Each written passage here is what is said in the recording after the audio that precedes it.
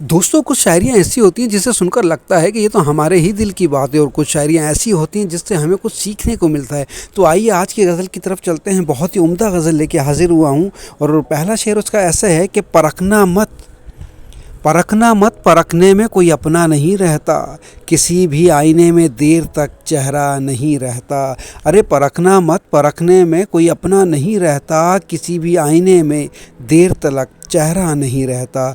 बड़े लोगों से मिलने में हमेशा फासला रखना।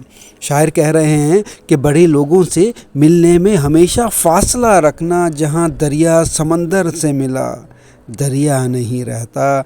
और तीसरे शेर में तो बहुत ही कमाल बात कह दी उन्होंने कि तुम्हारा शहर तो बिल्कुल नए अंदाज वाला है, तुम्हारा शहर तो बिल्कुल नए अंदाज वाला है, हमारे शहर में अब भी कोई हमसा नहीं रहता।